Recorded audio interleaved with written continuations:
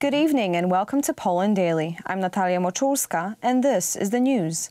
Deputy Foreign Minister Arkadiusz Mularczyk has been on a three-day visit to Berlin, where he held a series of meetings regarding compensation to Poland for losses suffered during World War II.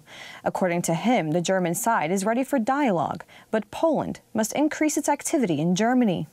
The Deputy Foreign Minister met with his German counterparts, Anna Liermann and Andreas Michalis, among others.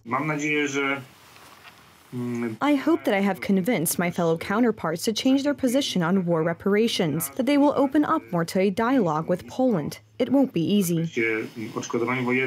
In October, the Foreign Ministry sent a diplomatic note to the German government demanding compensation for losses suffered by Poland as a result of World War II. Berlin has still not sent an official response. It's apparent that the Germans don't really know what to write, how to respond. I think there is a staff of people there thinking of what to do. Constant dripping wears away a stone, and I am convinced that someday this stone will be crushed. As Polish diplomats reasoned, the word compensation has a broader character and includes both reparations and other claims. Note that the Polish government does not use the phrase reparations in its official diplomatic note to the German government, probably because it knows that there is little legal chance of obtaining reparations. Legally, we are talking about damages, unsettled cases, compensation, and on this we fully agree. On September 1st, a comprehensive report on the losses suffered by Poland between 1939 to 1945 was presented at the Royal Castle in Warsaw. The amount of reparations was valued at more than 6 trillion zloty. It is important that these funds go to the Poles of the affected families, because many of these people are no longer among us due to the time when the war took place. At the same time, we are afraid that this is one of the substitute topics of the Law and Justice Party during the election campaign, and that is what it is done for. Let's hope that is not the case. A committee headed by Arkadiusz Mularczyk worked for years. The commission consisted of a group of experts. They counted those losses that are quantifiable. These families have rights to demand reparations for the tragedies of their families, for the fact that their grandparents were murdered. According to Germany, Poland has renounced reparations 3 times, in 1953, 1989, and in 2004.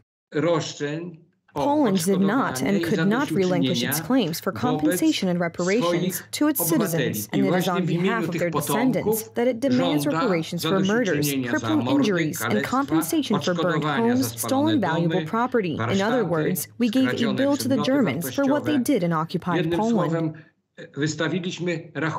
Deputy Foreign Minister Arkadiusz Mularczyk has proposed an information campaign in Germany on German war crimes committed during World War II on Polish territory.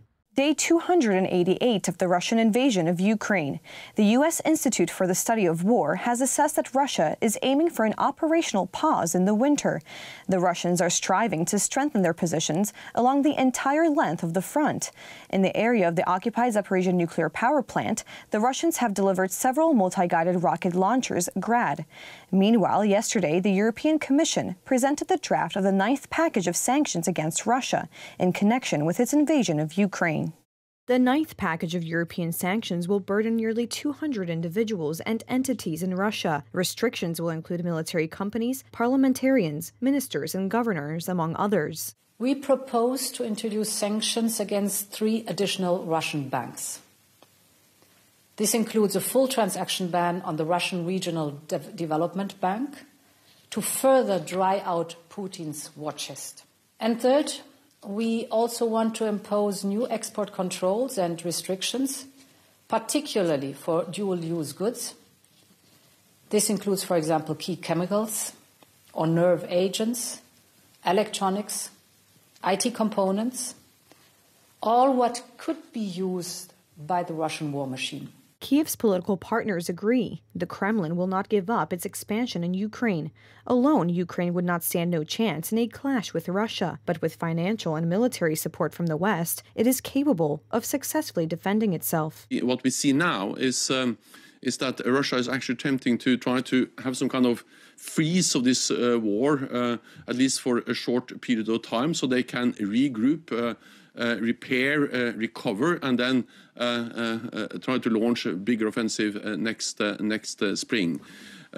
So what we do is that we support Ukraine in their right for self-defense. Ukraine is defending their own country, and NATO allies and partners are providing unprecedented support to those efforts by the Ukrainians. Meanwhile, the Kremlin is again threatening to use nuclear weapons. According to President Vladimir Putin, the risk of nuclear war is increasing. The United States is criticizing the Kremlin for its reckless nuclear narrative. Washington says any reference to nuclear weapons is absolutely irresponsible. Nuclear blackmail has become a regular feature of Russian war rhetoric. Putin's statements are completely irresponsible. After all, no one should even in the realm of narrative raise the argument of using nuclear weapons because of the disastrous consequences of their use. Putin is playing the nuclear card because he knows he is losing. Nevertheless, he is trying to buy time to open up over the winter a combat capability to continue the fight. Putin's nuclear narrative seems to be aimed at his own people. It certainly won't scare the West from continuing to supply Ukraine with military equipment. Meanwhile, last night, the Russians launched another missile attack with more than 70 missiles. The aggressors' target was energy infrastructure, but the missiles also fell on civilian facilities. In Donetsk alone, 10 people were killed.